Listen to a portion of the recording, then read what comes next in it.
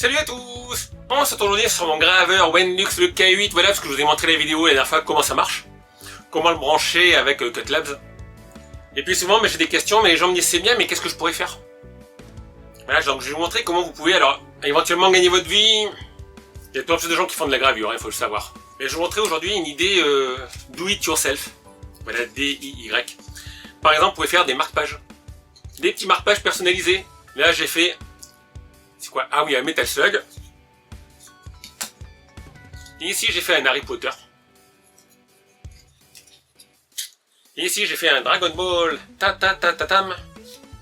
Et là, un Harry Potter. Voilà, un Harry Potter.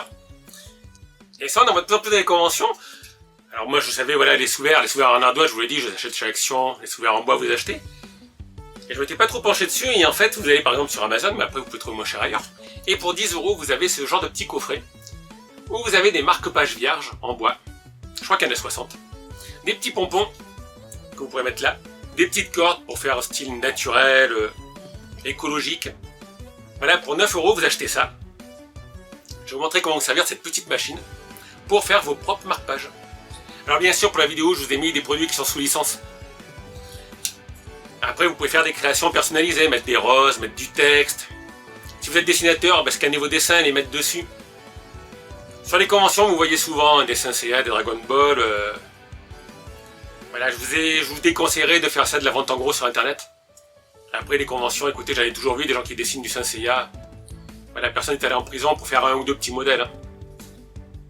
Et voilà, vous voyez, un petit exemple d'idée. Ça, il y en a pourquoi? Pour 10 €. Et avec 10 €, vous pouvez faire plein de petits marque-pages. Je ne sais plus combien les gens les vendent sur les conventions. D'ailleurs, vous n'êtes pas obligé de les vendre, vous pouvez les faire pour vos amis. Voilà, pour la famille.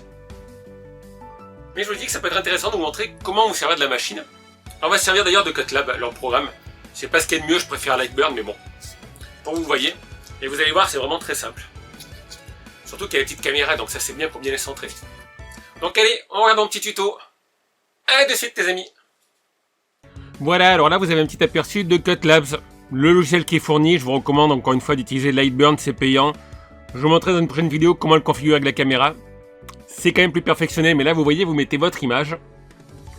Et après vous la redimensionnez grâce à la caméra justement par rapport à votre marque-page. Voilà, alors le Zelda, après je vais le modifier parce que j'ai pas vu qu'il y avait un fond coloré. Le mieux c'est de faire du noir et blanc.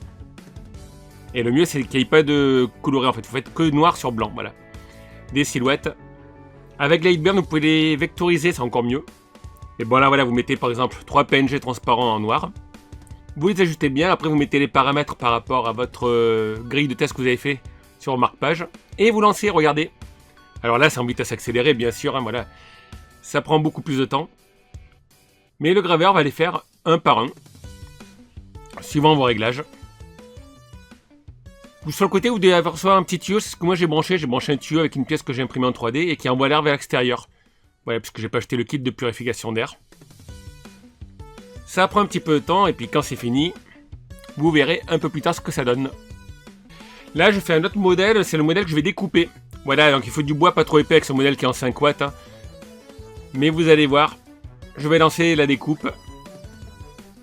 Et là voilà, vous voyez le rayon laser qui passe à travers le bois, qui tape au fond vous avez la plaque qui va récupérer tout ce qui est petits déchets. Sur le côté vous voyez mieux mon tuyau que j'ai branché, hein, tuyau de VMC. Comme ça envoie tout l'air à l'extérieur. Voilà, toutes les odeurs, surtout après vous avez encore un petit peu d'odeur chez vous. Mais vous voyez quand même avec un 5 watts, le laser est assez puissant, il faut bien faire le focus. Et là voilà, ça me fait une petite découpe très fine. Et surtout, on peut regarder sans crainte de s'abîmer les yeux. Et si on ouvre la porte, encore une fois, le laser va se couper, si on ferme la porte, ça va reprendre. Donc ça, c'est vraiment très sécuritaire. Voilà, vous n'avez pas le risque qu'un animal arrive, un enfant arrive et voit le rayon laser sans avoir les lunettes. Tout est bien protégé. Et là, voilà un petit peu ce que j'ai pu faire. Donc regardez, ça c'est la boîte voilà, que je vous disais avec les échantillons que j'ai pris. Vous avez des petits pompons, donc je crois qu'en fait c'était 30 plaques en bois, 30 pompons. Vous avez des petites cordes pour faire un peu plus, comment on dit, éthique. Voilà. Alors les plaquettes de bois, il y a peut-être mieux, moi j'ai pris ce qu'il y a de moins cher pour faire la vidéo. Hein. C'est pas ma spécialité les marque-pages. Mais vous voyez, c'est très fin. C'est ça qu'on va graver. Et vous allez voir un petit peu ce que ça donne justement. Donc là je vous mettrai le lien vers cette boîte, mais regardez sur Amazon, il y a peut-être d'autres boîtes, d'autres fournisseurs, hein, à vous de faire des essais. Donc voilà, regardez. Alors ça, c'est un modèle que j'ai pris parce que j'aurais beaucoup de pertes au début. Pour faire des grilles de test. Donc c'est pour voir à quelle puissance je peux aller et à quelle vitesse. Et là, je me fais une petite découpe.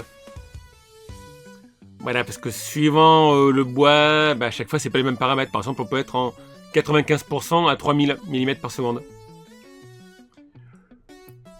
Donc voilà, pour que c'est plus parlant pour vous la vidéo, j'ai mis des images avec des copyrights. C'est pas ce que je vous conseille de faire. C'est ce qui se vend le plus sur les conventions. Mais là, regardez, il y a du Harry Potter, par exemple. J'ai mis 3 logos. Alors, quand vous gravez, si jamais c'est un petit peu brûlé sur les bords, moi, ce que je fais, c'est de passer du papier de verre très fin. Voilà. Puis après, vous pourrez, par exemple, vernir pour que ça donne un peu mieux. Voilà, vous pouvez le vernir, retrouver un bois de meilleure qualité, plus foncé. Là, j'ai fait un Dragon Ball, lui, j'ai fait avec Lightburn, par exemple. Là, j'ai vectorisé les images. C'est plus précis, je trouve.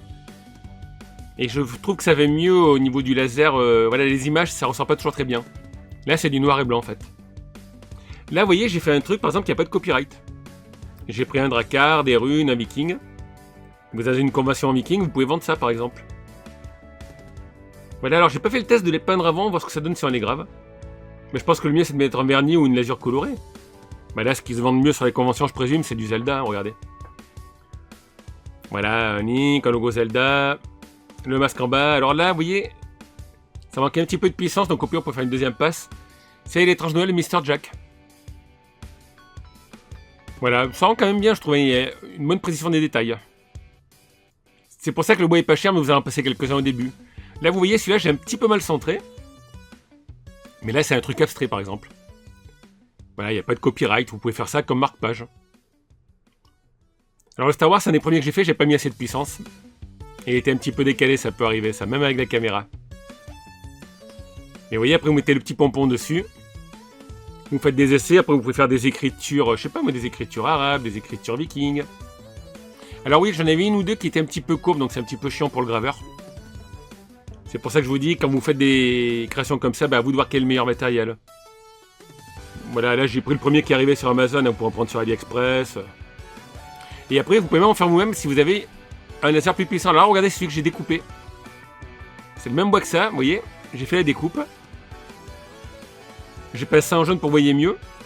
Donc ça, par contre, il y a des petites marques de brûlure. Alors le mieux, c'est de passer du papier de verre dessus. Vous voyez, en haut, j'ai poncé, c'est pour ça que c'est plus blanc. Ou vous le peignez en noir, par exemple.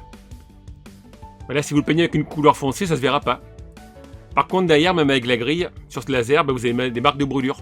Donc c'est pour ça que toute la partie qui est à droite, j'ai poncé avec du papier de verre, ça va vite quand même. Ça enlève le brûlé. Donc soit vous le peignez en noir, soit vous le poncez. Soit vous mettez un vernis foncé, mais bon, je pense qu'on verra les marques de brûlure.